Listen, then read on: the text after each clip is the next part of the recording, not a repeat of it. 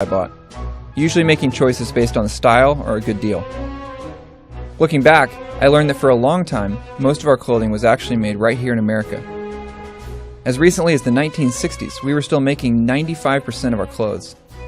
Today, we only make about 3%, and the other 97% is outsourced to developing countries around the world.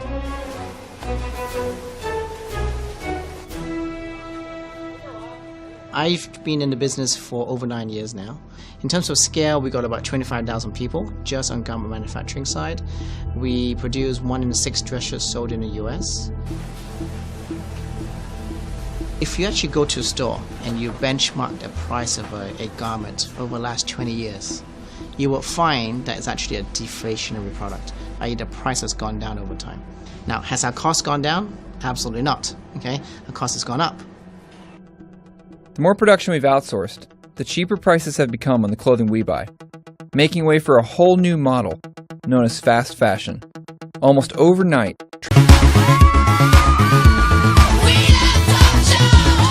you can get this fringe metallic skirt for $39 at Joe Fresh, a brand new store in town. With price tags that might look a little bit more appealing to budget-conscious shoppers. American consumers, they really have grasped the fashion part of H&M. And we know from before that American consumers are very value-oriented. If you match these two together with fashion and value, then you have a recipe. One Japanese clothing retailer is making a fast and furious march here in the U.S.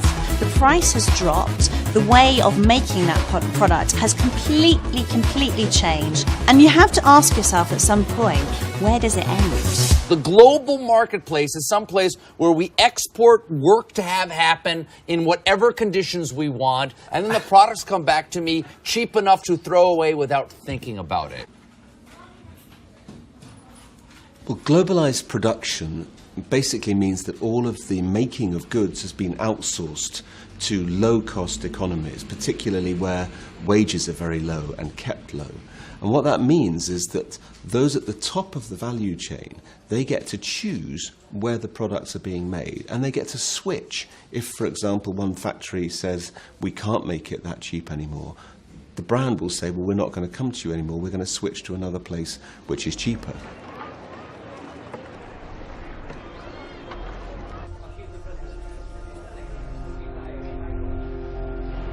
In the West, they are using everyday low price.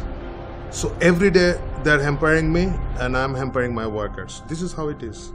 They are competing. The stores are competing in there. When the stores are coming to us for an order and negotiating, they're telling, look, that particular store is selling this shirt with like $5, so I need it to sell it in the $4. So you better squeeze your price. So we are squeezing. Then other store is coming and selling, hey, they're selling it the $4. So the target price is 3. If you can meet the 3, you are getting business, otherwise you are not getting. Because we want that business so badly and we don't have other options, okay, every time we are trying to survive actually. Ultimately, something's got to give. Either the price of the product has to go up, or manufacturers have to shut down, or cut corners to make it work. cutting corners and disregarding safety measures had become an accepted part of doing business in this new model. Until an early morning in April, when an event just outside of Dhaka, Bangladesh, brought a hidden side of fashion to front-page news. Well, state media in Bangladesh say an 8-story building has collapsed near the capital of Dhaka, killing more than 70 people.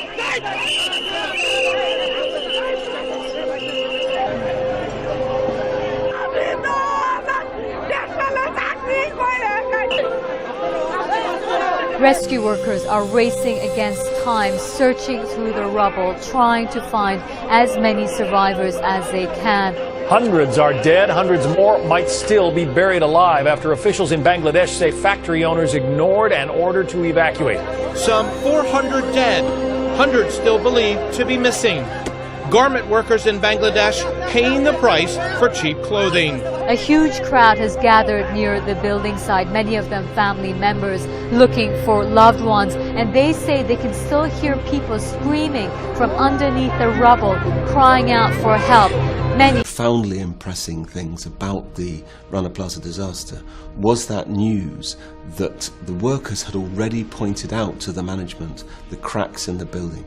They'd already pointed out that the building was structurally unsafe, and yet they'd been forced back in.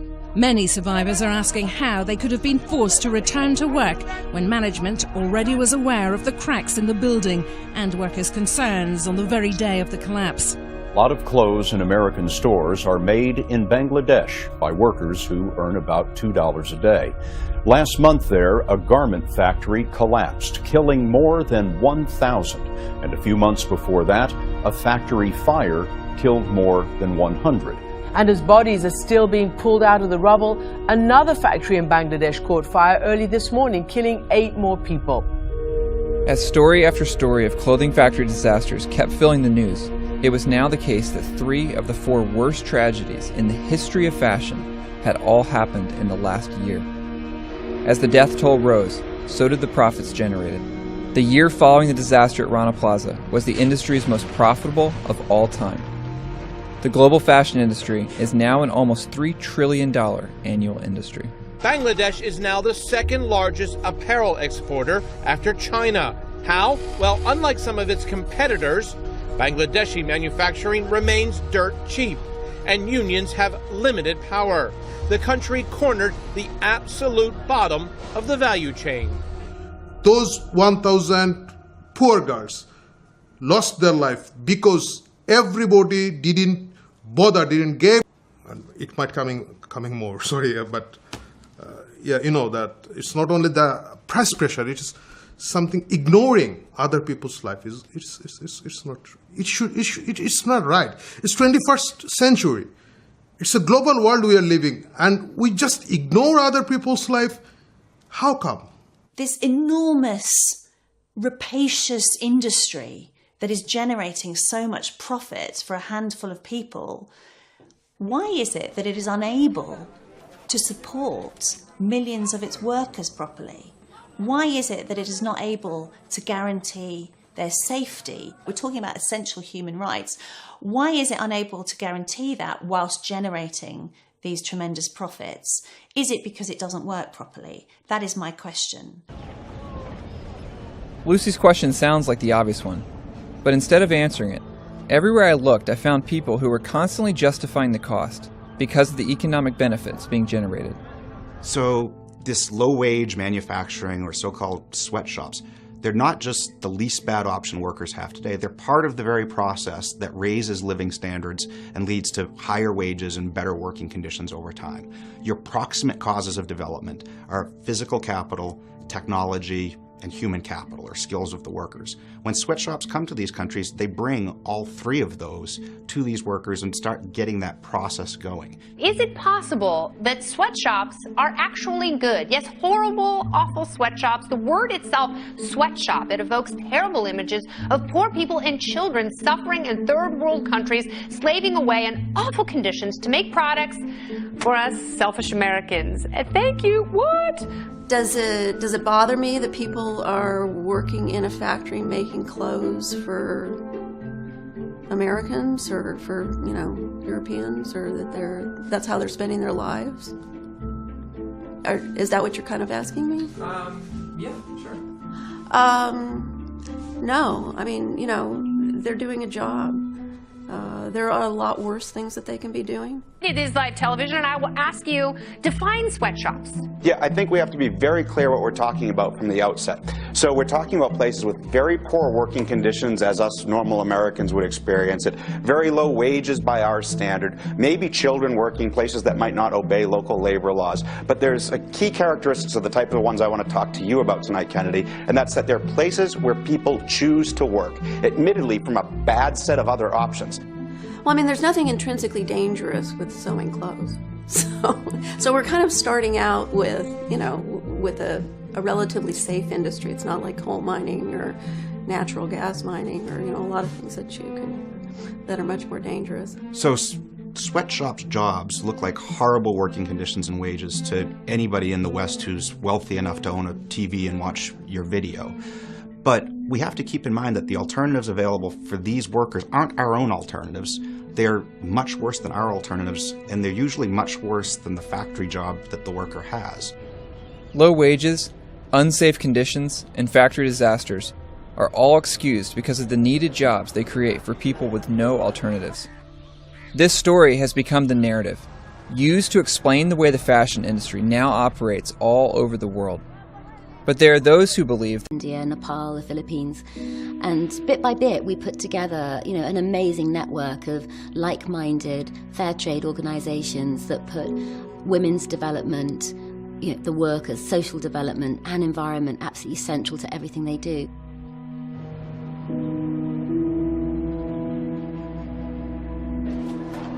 One, two, three. Happy World Fair Trade Day! そうですね、世界フェアトレードは今日、15年目になるんですけれども、そうですね、私たちやっぱりフェアトレードの運動として、60カ国以上、そうですね、本当に10会社からもう本当に60会社までいらっしゃるんですけれども、今日多分3000箇所以上いろんなイベント、ここでやってるイベントと同じようにファッションショーとか勉強会とかそういったイベントをあちこち世界中でやってるんです。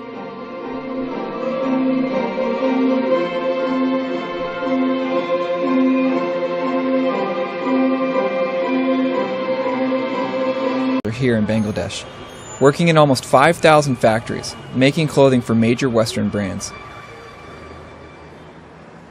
Over 85% of these workers are women, and with a minimum wage of less than $3 a day, they are among the lowest paid garment workers in the world.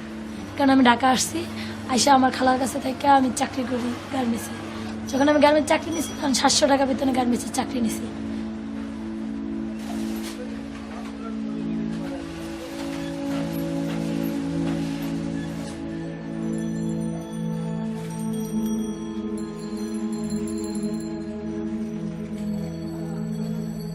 মানে দাবিনামাটা জমাও দেওয়া হয়েছে স্যাররা রিসিভও করছে receive করার পরে স্যারের সাথে একটু কথা কাটাকাটি হয় কথা কাটাকাটিতে হওয়ার পরবর্তীতে তারা দরজা লক করে 30-40 জন স্টাফ এবং স্যারেরা মিলে আমাদের উপরে এরকম আক্রমণ করে অনেক মারধর করে এবং সাথে চেয়ার ছিল তারপর মনে করেন যে ওই লাঠি ছিল স্কেল মিস্কেল ছিল সিজার মিজার ছিল এগুলো দিয়ে এবং বেশিরভাগই আমাদের অত্যাচার করছে তারা শুধু লাথি মারছে ঘুষি মারছে এবং ওয়ালের সাথে মাথা বাইরে এসে বেশিরভাগই বুকে এবং তলপেটে এদিকে আমাদের অনেক আঘাত করছে স্টাফরা মিলা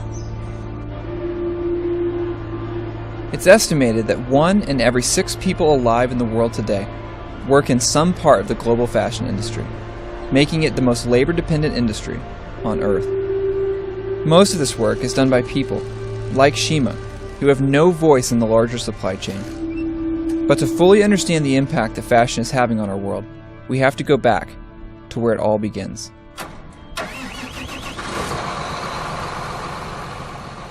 Effects that nobody has a grasp of what's really happening. Nature tends to heal itself in small pockets. But when you get this big, broad approach, we really don't know what's going on. For us, it's not reducing the amount of pesticides and chemicals that are going on the cotton. That's one of the big sales. It reduces that. Not in our area where we are spraying millions and millions of acres and dollars of Roundup across the entire South Plains. What kind of impact is that having on our soil with residuals that are left at the microbacterial level? What kind of impact is that having on the people in our communities? Where's the cost on that? Monsanto is proud to be the industry leader in agricultural innovation because of what these agricultural advancements can do to help you double yields for the future needs of the world. And they started to push nitrogen fertilizers from the 50s onwards, after we became independent. But the nitrogen fertilizers don't do very well with native crops. There's a problem of lodging. So the whole system then organized itself to redesign the plant in order to take on more chemicals. BT cotton is a cotton in which a gene has been added from a bacteria to produce a toxin. But the BT cotton which is supposed to control a pest, has been offered because it's a way for companies to own the seed. By patenting these genetically modified plants, Monsanto has become the largest seed and chemical corporation to buy seeds every time. That rang a bell in my mind. If a poor farmer is to go to Monsanto to buy seeds every time, and such expensive seeds, at the time there's no idea of BT at all for me. Genetically modified seed was not in my mind. Even seed monopoly is something very bad. So farmers get into debt when they get the seed because of the high cost, 17,000% more. They get into deeper debt because it doesn't deliver on the promise of controlling pests, so they have to buy more pesticides. The tragedy with chemicals, whether it's fertilizers or pesticides, is that they are what has been called ecological narcotics. The more you use them, the more you need to use them. For a while, the yield of the single commodity climbs and then it starts to decline because you have contaminated the soil.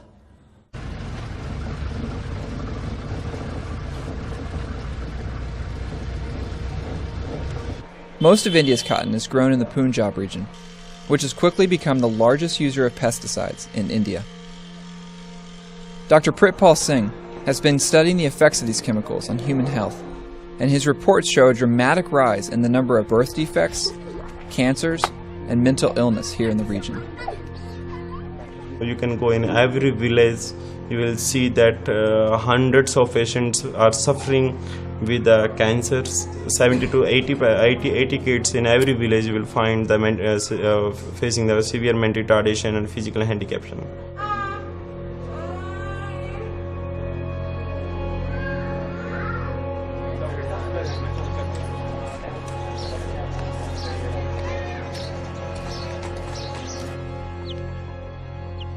Companies, fertilizer, pesticides, they are totally refusing the after effect of the pesticide and fertilizer, and this is the you can say classical symptoms of the toxicity. In one village there is 60 mentally-retarded kids like this boy, so it will be very dangerous phenomena in the Punjab. And pupils, farmers and labor, there is small farmers and maximum the labor means, so they can't afford now treatment. Ultimately they have accept to the death of their kids, and they are waiting the death of their kids. Mother is waiting for the death of this boy. Companies that make the GM seeds and make the chemicals are the same companies, and they're also the same companies that make the medicines which they are not patenting. So you get cancer, there are more profits. For them it's a win, win, win, win, win. As for nature and people, it's a lose, lose, lose, lose, lose. It's the day those agents of these companies come to the farmer and say, you owe me this much, you haven't paid back, now your land is my land. That day the farmer will go into his field, drink a bottle of pesticide and end his life. And every widow I've talked to said, and the neighbors came and said they first found my husband lying in the field. In the last 16 years, there have been more than 250,000 recorded farmer suicides in India. That's about one farmer every 30 minutes, and it's the largest recorded wave of suicides in history.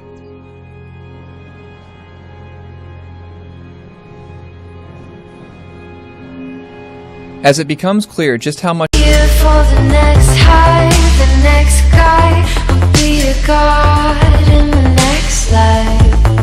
Don't you want me now? I know you will. I'm more than a maker, the shit's greater. This name won't fade away. Don't you want me now? That people really need are very costly, like home, like study, like life insurance. On the other side, there is a source of consolation part of their life. I can buy a t-shirt, 2 t-shirts a party or eventually a day, although I'm very poor and I've lost all the things I really needed. Today we purchase over 80 billion pieces of new clothing each year. That's 400% more than the amount we bought just 2 decades ago. The way we buy clothes has changed so much, so fast, that few people have actually stepped back to understand the origin of this new model or the consequence of such an unprecedented increase in consumption. There's that is polluting. So I think now there is a change because you can't deny that the fast fashion industry is having a massive impact in developing countries. The average American throws away 82 pounds of textile waste each year, adding up to more than 11 million tons of textile waste from the US alone. Most of this waste is non-biodegradable, meaning it sits in landfills for 200 years or more while releasing harmful gases into the air. The sheer amount of cheap clothing, even though people feel perhaps somehow cheap t-shirts for export to America. Parce que autrefois les wap travail ou te konwe yon moun ki vin apprendre. Un moun te capable vin apprendre, vin dire bon wap montre me faire couture. Et puis ou montre il connaît à l'aide de couture là il pral joindre un travail pour le faire. Mais kounya là moun nèg doit fin apprendre ni mais il pas joindre espace pour le passer. So I'll tell people, stop buying things that is not good, that is costing like $10. You're going to go on a ball, you're going out today, you just go to a store and buy yourself a dress for $10 because it costs $10, I don't need to throw it away. And tomorrow you're going to do the same thing over and over and over again.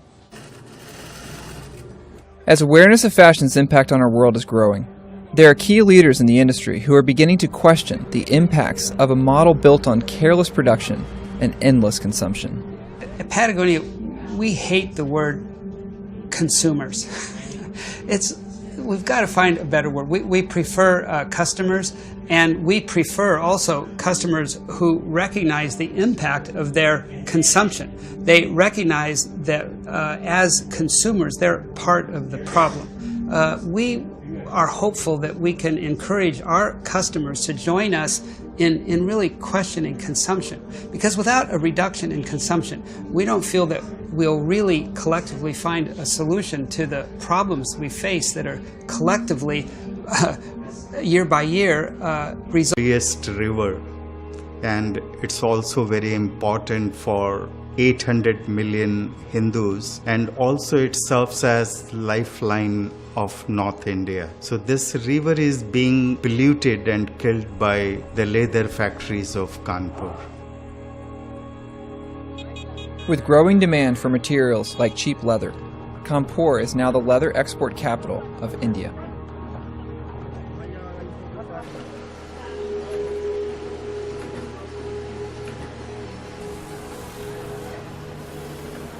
Every day here, more than 50 million liters of toxic wastewater pour out of the local tanneries. Heavy chemicals used to treat the leather, like chromium-6, flow into local farming and even drinking water. In places like Kanpur, far from the eyes of the world, major Western brands are able to source cheap materials while avoiding all accountability for the growing cost to human health and the environment.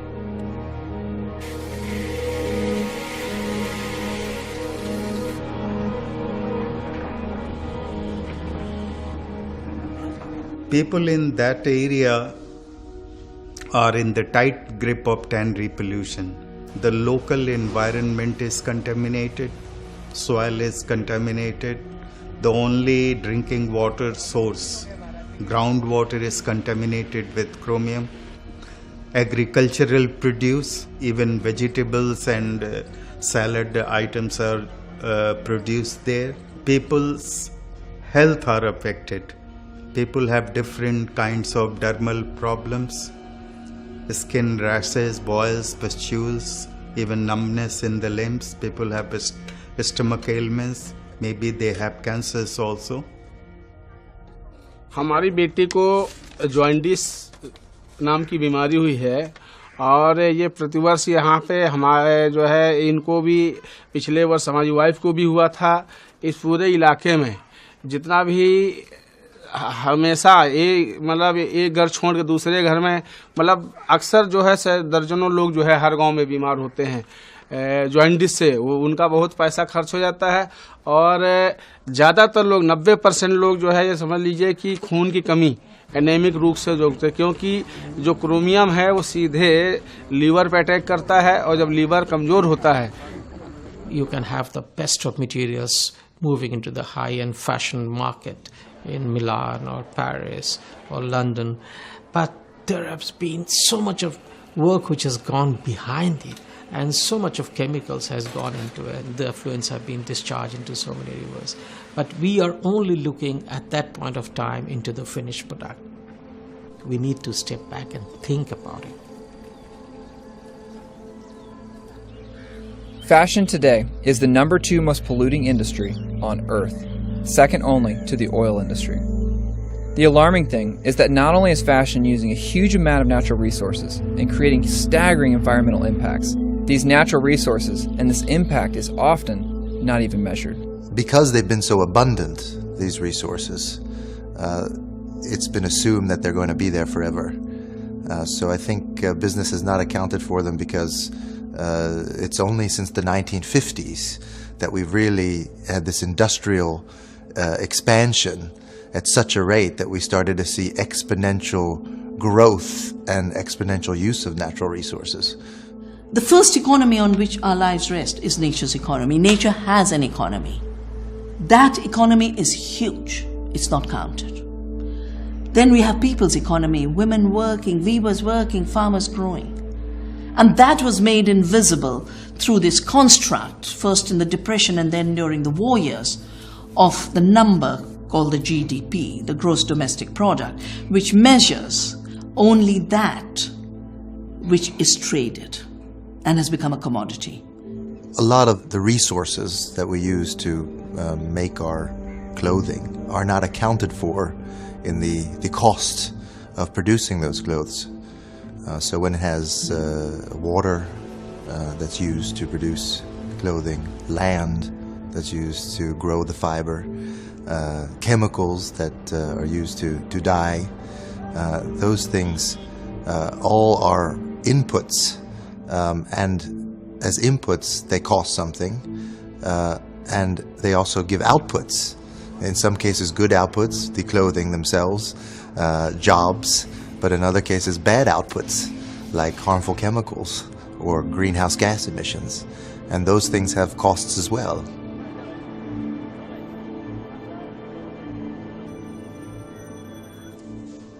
The same low wages that have made places like Bangladesh so attractive for brands to do business have left millions of workers here working incredibly long hours, unable to afford to keep their children with them, even in the city's worst slums. In order to give their children an education and the chance of a better future than life in the factories, many garment workers here, like Shima, are leaving their children to be raised by family or friends in villages outside the city, only getting to see them once or twice a year.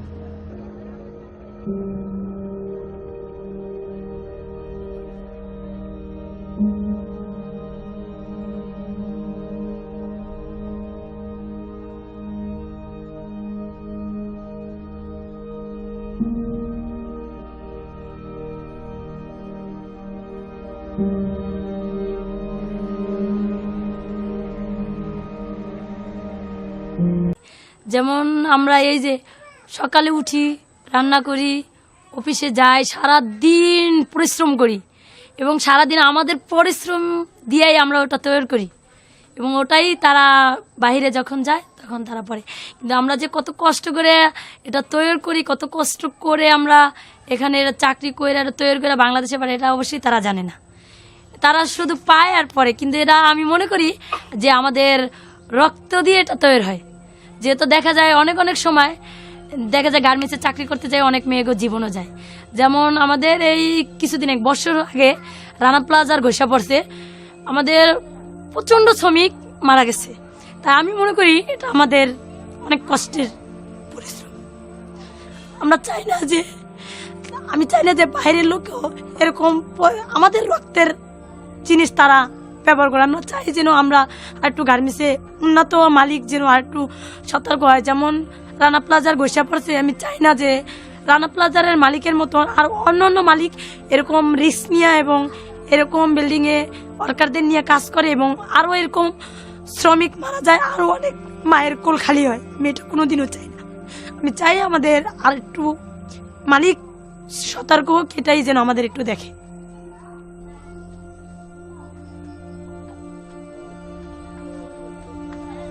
Of more than $18 billion. They are now one of the largest producers of clothing in both Bangladesh and Cambodia.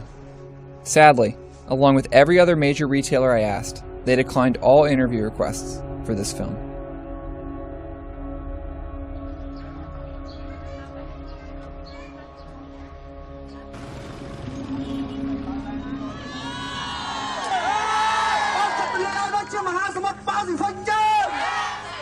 In Cambodia, garment workers have had enough, recently taking to the streets to demand a minimum wage increase in the country.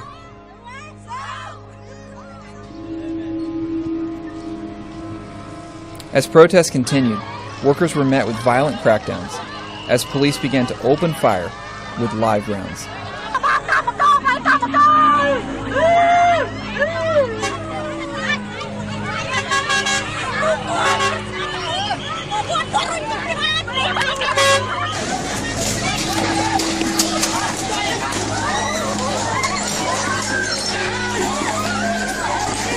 A woman has been killed and several people injured in clashes between clothes factory workers and riot police in Cambodia.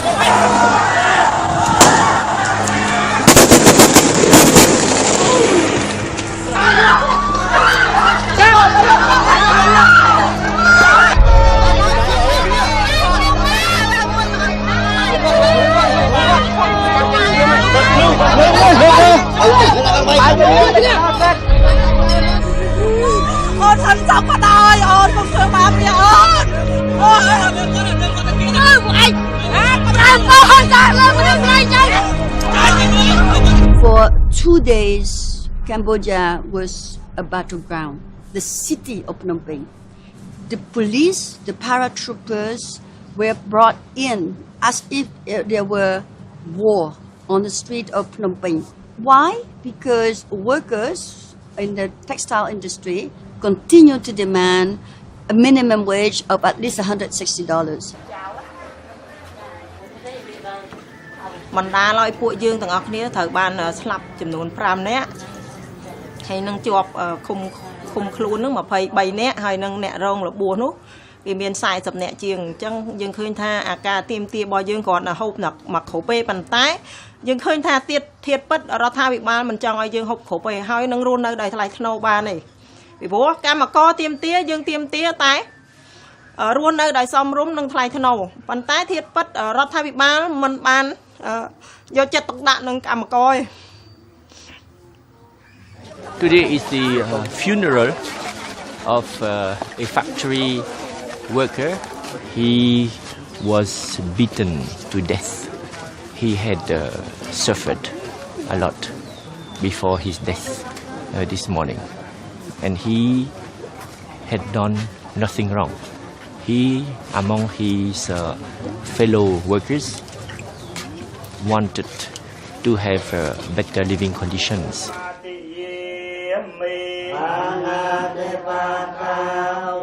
That multinational retailers bring. Because of the constant threat that these brands will relocate production to other low-cost countries, the government holds down wages, routinely avoiding enforcement of local labor laws. But because the major brands do not officially employ the workers or own any of the factories they produce in, they are able to profit hugely, all while remaining free of responsibility for the effects of poverty wages, factory disasters, and the ongoing violent treatment of workers. The whole system begins to feel like a perfectly engineered nightmare for the workers trapped inside of it. You cannot fool us and exploit our human resources, exploit our workers. The workers will continue to rise up. I call on the international brands to put that struggle into dollars, into pounds, into euros. It translates into human capital. It translates into social responsibility of these big corporations it translates into economic justice.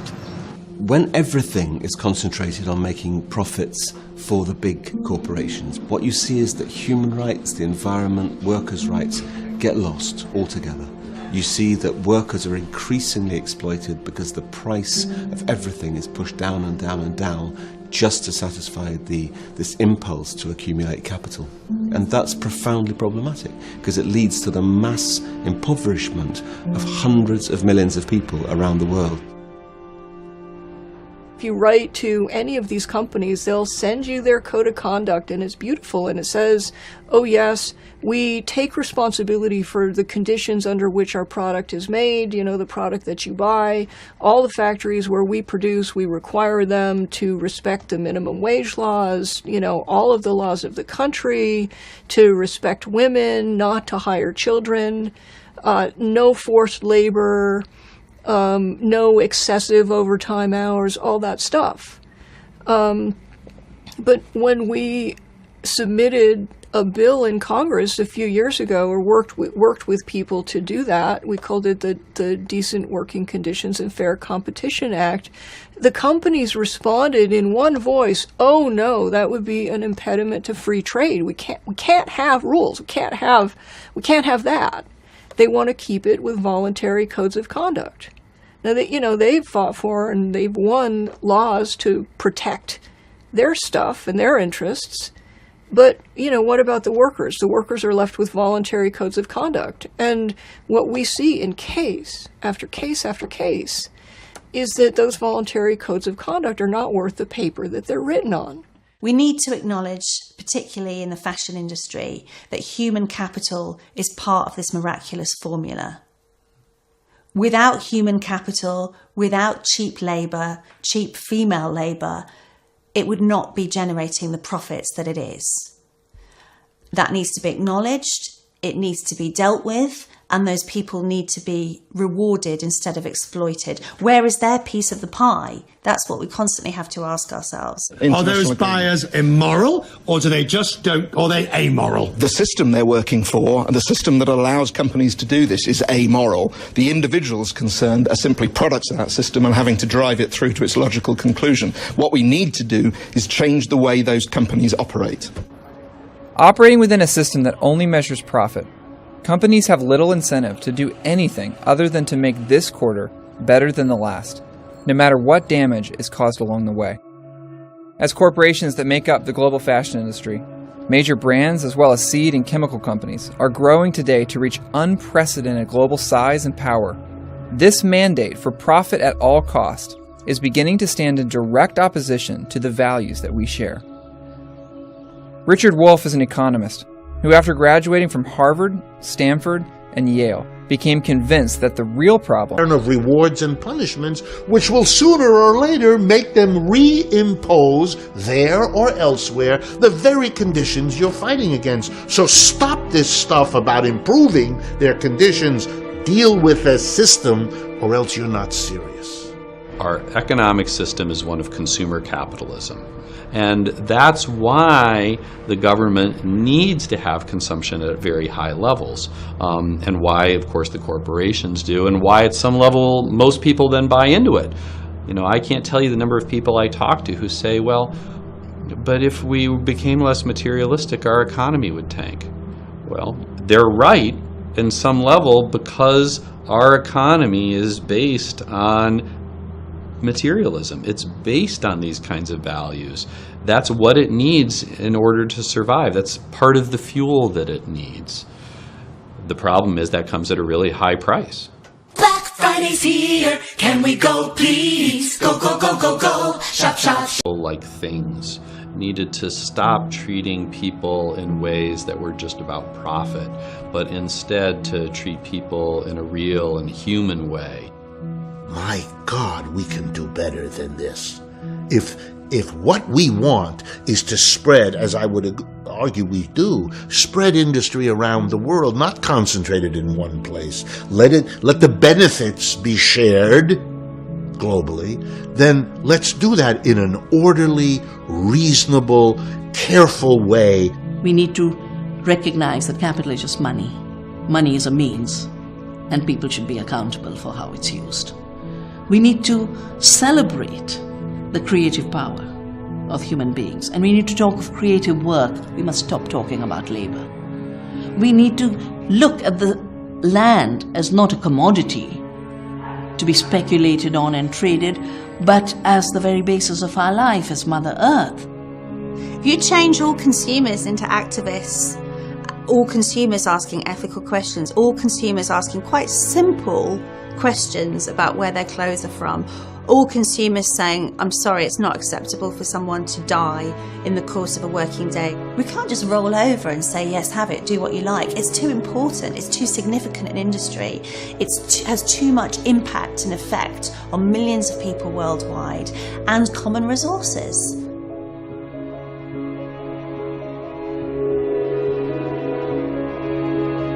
Will we continue to search for happiness in the consumption of things? Will we be satisfied with a system that makes us feel rich while leaving our world so desperately poor? Will we continue to turn a blind eye to the lives of those behind our clothes? Or will this be a turning point, a new chapter in our story, when together we begin to make a real change, as we remember that everything we wear was touched by human hands? In the midst of all the challenges facing us today, for all the problems that feel bigger than us and beyond our control, maybe we could start here with clothing.